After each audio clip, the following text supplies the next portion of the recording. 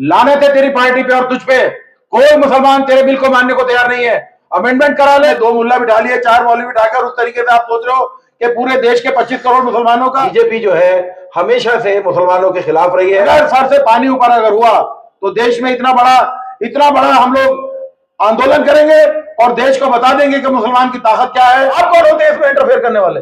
ये तो हमारा अपना पर्सनल मामला है, हमारी अपनी पर्सनल जमीन है। नमस्कार, मानव कुमार आप सभी का स्वागत करता हूं। आप देख रहे हैं GBN 24 न्यूज। वक्फ अमेंडमेंट बिल आज राष्ट्रपति की मंजूरी मिलने के बाद बिल की जगह एक कानून बन गया है। सभी नेता प्रतिपक्ष और नेता विपक्ष के आरोप प्रत्यारोप का दौर चल रहा है। एक तरफ अमित शाह भरी संसद में कहते हैं कि ये संसद में पास हुआ कानून है, सबको मानना पड़ेगा। इसी मुद्दे को लेकर बातचीत करने के लिए आज हमारे पास BSP नेता अब्दुल बासित हैं। उनसे बातचीत करेंगे कि आखिर वक्फ बिल से किसको फायदा और किसको नुकसान है। देखिए, देश की राजनीति का स्तर जिस प्रकार पिछले 10 साल से लगातार गिरता चला आ रहा है, सबको पता है कि ये जो इनका जो नारा है सबका विकास सबका, ये सब फालतू ढकोसला है। ये पार्टी शुरू से ही, आज से नहीं, 1925 से जब RSS का बीज रखा गया था उस जमाने से आज तक जो बीजेपी जो है हमेशा से मुसलमानों के खिलाफ रही है। इसका जो बहुत बड़ा जब हमारा देश का पार्टीशन हुआ उस टाइम भी इन लोगों ने ऐसी भूमिका अदा करी जिससे मुसलमान पूरी तरीके से छिन भिन हो गए और उनके जितनी रिवायतें थी सब खत्म हो गई। बहुजन समाज पार्टी से मैं आता हूं और बहुजन समाज पार्टी के साथ, बहन मायावती के साथ मेरा एक इस तरह का संबंध है। हमारी पार्टी का ऐसा एक गठजोड़ है जो कि केवल और केवल देश में राजनीति के अलावा जो बड़ा काम कर रही है वो बहन मायावती जी कर रही हैं। अब रही बात बीजेपी की, अमित शाह का लहजा जो संसद के अंदर था कि सबको बिल मानना पड़ेगा। लानत है तेरी पार्टी पे और तुझ पे। कोई मुसलमान तेरे बिल को मानने को तैयार नहीं है। अमेंडमेंट करा ले, चाहे तू सुप्रीम कोर्ट में चले जा, चाहे तू कहीं चला जा, चाहे राष्ट्रपति जी ने भी आज इसको एक बिल की बजाय इसको कानून बना दिया गया है। कोई मुसलमान इसको देश में कानून को मानने को आज भी बातें नहीं है। हमारे ऊपर किसी की बंदिश नहीं चल पाएगी और हम देश के पूर्ण नागरिक हैं। जबकि तुमने पाकिस्तान से जो बुला के यहाँ पर हिंदुओं को इस प्रकार से यहाँ पर जो आपने मकर जाल सन 47 के बाद फैलाया, आज उसका वक्त आ गया कि वही लोग आज जो हम मूल नागरिक हैं देश के, उनको सेकंड दर्जे का नागरिक बनाने की कोशिश करे जा रहे हैं, जिसमें RSS की पूरी पीछे से सपोर्ट है, भाजपा की सपोर्ट है, विश्व हिंदू परिषद की सपोर्ट है और भी कई लोग इस तरह के संगठन है। 650 जमात है, विश्व हिंदू वाहिनी है, इस तरह की 650 जमात है। मगर एक बात ध्यान रख लें, आज मुसलमान चुप है इस वजह से कि ये हिंदू भी हमारे भाई लोग हैं। ये जो चाह रहे हैं कि हिंदू और मुस्लिम आपस में मारकाट करें, वो पॉसिबल नहीं है। इनकी सारी मंशा धरीशायी रह गई। मुसलमान बहुत समझदारी से काम ले रहे हैं देश का, मगर सर से पानी ऊपर अगर हुआ तो देश में इतना बड़ा हम लोग आंदोलन करेंगे और देश को बता देंगे कि मुसलमान की ताकत क्या है। आप कितने बिल लाइए, आप NRC लाए, आप बताइए उसका क्या रिजल्ट है? 0। आप उससे पहले 3 तलाक लाए, उसका क्या रिजल्ट है? 0। आज आप वक्फ बोर्ड का जो अमेंडमेंट बिल लाए हैं, मुझे भरपूर पता है कि बीजेपी का किसी भी आदमी को यह नहीं पता कि वक्फ के मतलब है क्या। केवल 4-5 आदमी को बिठाकर आपने 2 मुल्ला बिठा लिए, 4 मौलवी बिठाकर उस तरीके से आप सोच रहे हो कि पूरे देश के 25 करोड़ मुसलमानों का आप वो करेंगे, तो ये आप इस बात को बिल्कुल डिनाई कर दीजिए। भारतीय जनता पार्टी का कहना है कि ये कानून जो आया है, पीछे जो लोग वो हैं मुस्लिम समाज के लोग, जो विधवा हैं और जो गरीब हैं, उनको फायदा मिलेगा, वो भी इसमें भागीदारी अपना पाएंगे। कुछ भी दाना डाल ले, मुसलमान ना गरीब था, ना है, ना होगा। मुसलमान अपने करना खाना अच्छे तरीके जानता है।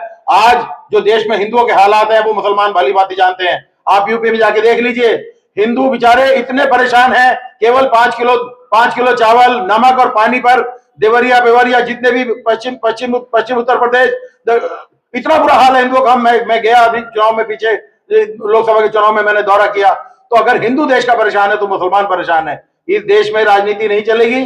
कोई मुसलमान गरीब और कोई मुसलमान अमीर नहीं। हम लोग एक ही कानून को मानने वाले, हमारे एक ही शब्द में खड़े होते हैं। हमारे यहाँ कोई गरीबी अमीरी का कोई फर्क नहीं है, कोई जात पात का फर्क नहीं है। अगर अंसारी है तो शेख भी एक है और शिया है तो सुन्नी भी एक है। कोई छोटा मुसलमान नहीं, कोई बड़ा मुसलमान नहीं। मुसलमान एक ऐसी कम्युनिटी से आता है जिसमें छोटे को आप आंक नहीं सकते कभी भी। अभी कुछ इंटरव्यू भी मैं देख रहा था तो उसमें एक विचारधारा चली है कि पसमानदा मुसलमानों को इसमें भागीदारी मिलेगी। 90% पसमानदा मुसलमान भारत में हैं, लेकिन कह रहे हैं कि हमें कोई भागीदारी नहीं मिली है वक्फ बोर्ड में। अब हमें भागीदारी मिलेगी तो हम बीजेपी के साथ हैं। देखिए, जो ये पसमानदा मुसलमान हैं, बेसिकली इसमें अंसारी, जुलाय, लोहार, बड़ी, तेली, नाई या कोई भी, मगर ये सब ईमान को मानने वाले हैं, ये एक कुरान को मानने वाले हैं। हमारे यहाँ को ऊंच नीच नहीं है। शेख, सैयद, मुगल, पठान, जितने भी लोग हैं, हम सब लोग एक ही शफ में खड़े होकर नमाज पढ़ते हैं। हमारे यहाँ छोटा बड़ा नहीं है, ना कोई पसमंदा है, ना कोई आइंदा है। हम लोग आयन को मारने वाले लोग हैं, कुरान पे चलने वाले लोग हैं। अगर आपने देश में इस तरह का भ्रमित करने की कोशिश की थी, गरीब मुसलमान और अमीर का गैप डालना, जैसे हिंदू मुसलमानों, हिंदू और अमीर हिंदू और गरीब हिंदू में आप ये डाल चुके हैं, मगर मुसलमानों में ये सब चीजें आपकी नहीं चल पाएंगी। मुसलमान कुरान को मानने वाला आइन है। पूरे देश में मुसलमान एक ही शब्द में खड़ा होता है। हमारे यहाँ कोई छोटा बड़ा नहीं है। आखिर वक्फ संशोधन कानून से मुसलमानों को दिक्कत क्या है? क्या कानून को पास क्यों नहीं होने दे रहे? कानून को लागू देखिए, वक्फ जो जितनी भी संपत्तियां हैं पिछले 500 साल से, लगभग 500 साल से हम लोग अपने जो लोग हैं जो कि किसी भी तरीके से परेशानियों में या किसी, उनके लिए एक बैलेंस करने के लिए वक्फ है। हमने, अगर मेरी जायदाद है और वो मेरी जायदाद मेरी रहेगी, अगर मैं किसी को भी चाहूं उसे दान करके और अपने आप मैं परलोक सुधार जाता हूं, उसके बाद जो उसकी जमीन की जो देखभाल है वो वक्फ बोर्ड की समितियां करती हैं। अच्छा, समितियों में 99% लोग ईमानदार हैं। अगर 1% आदमी बेईमान है, हम उन्हें निकाल के बाहर खड़ा करेंगे। आप कौन होते हैं इसमें इंटरफेयर करने वाले?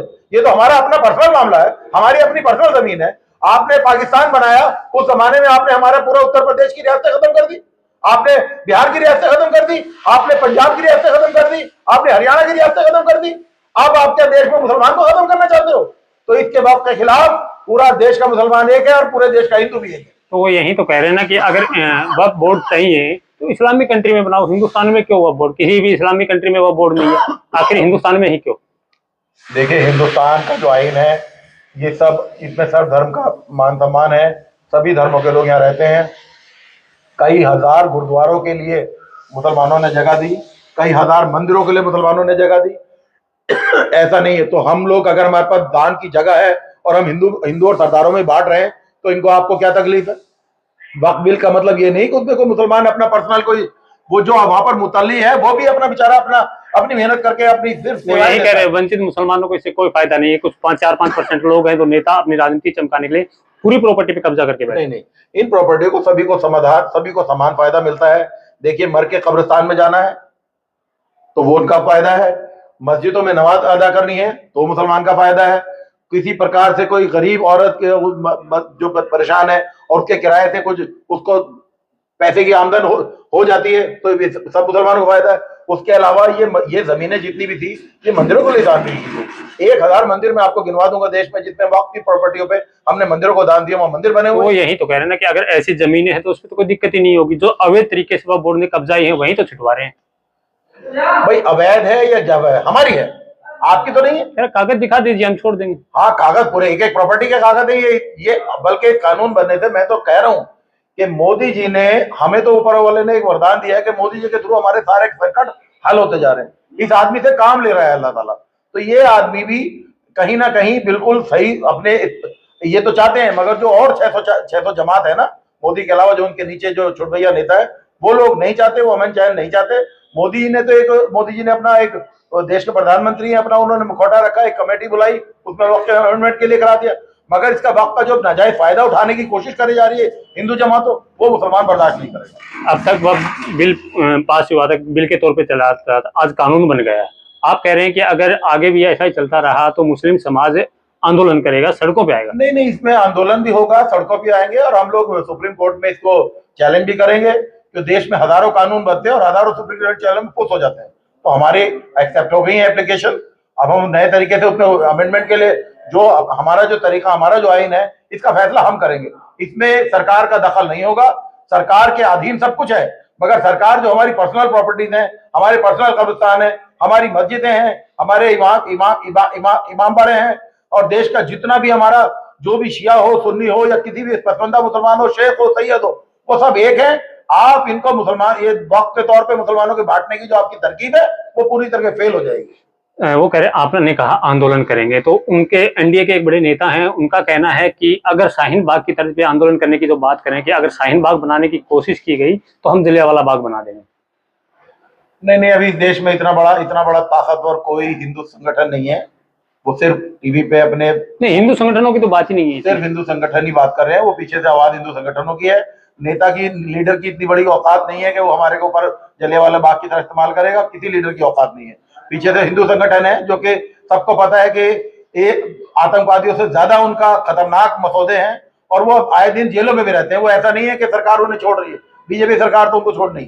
आप अपने हिंदू भाइयों का देखो कि उनका क्या हशर है। मुसलमानों को छोड़ो, आप जाके देखो यूपी में कि नमक और पानी के साथ चावल खा रहे हैं 3.5 करोड़ आदमी डेली भूखे मर रहे।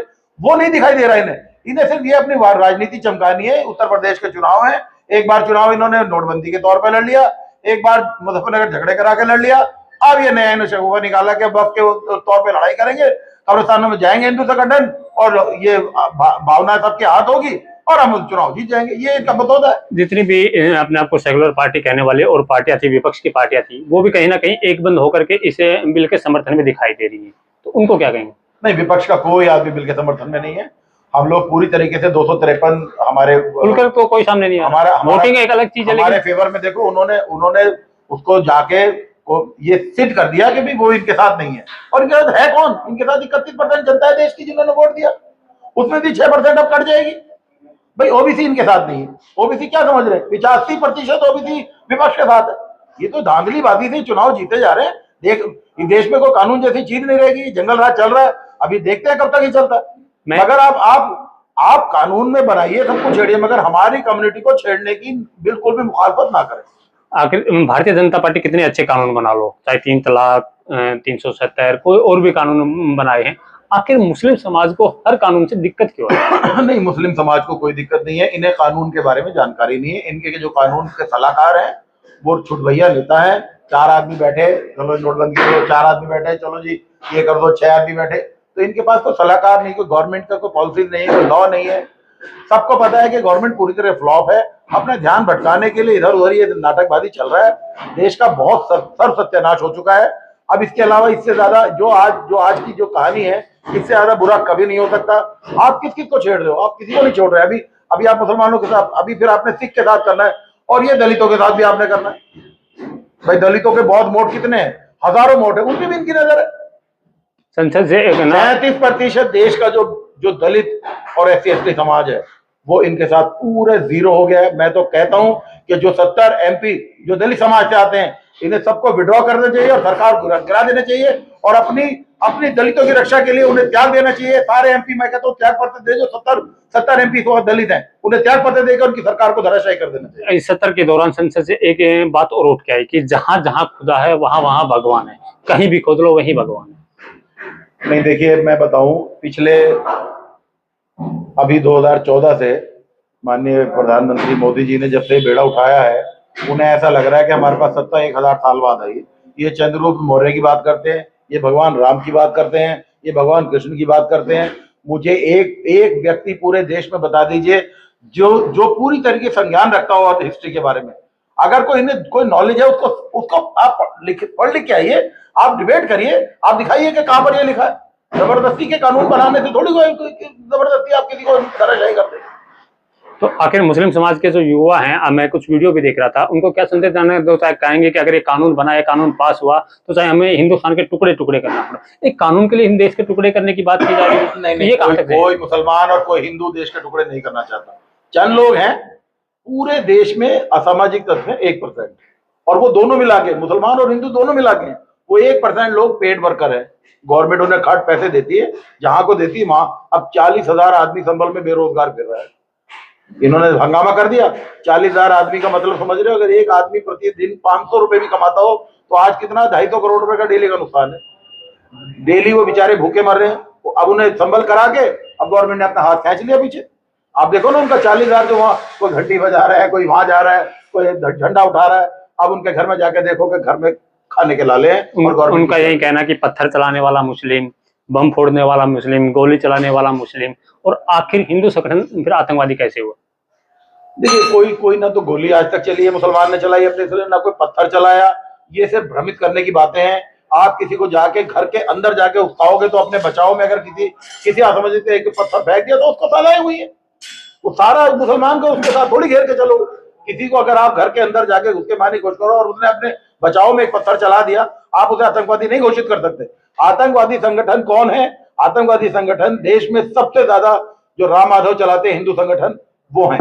राम माधव की हिस्ट्री आप देख लीजिए, अमेरिका में भी राम माधव को और विश्व हिंदू परिषद को आतंकवादी संगठन घोषित किया गया। इंटरनेशनल ये दोनों के दोनों आतंकवादी संगठन है। बीएसपी पार्टी आंदोलन करेगी या अभी तक जैसे खामोश बैठी रहती है हर बातों के ऊपर खामोश रहेगी? बीएसपी को आंदोलन करने की जरूरत नहीं।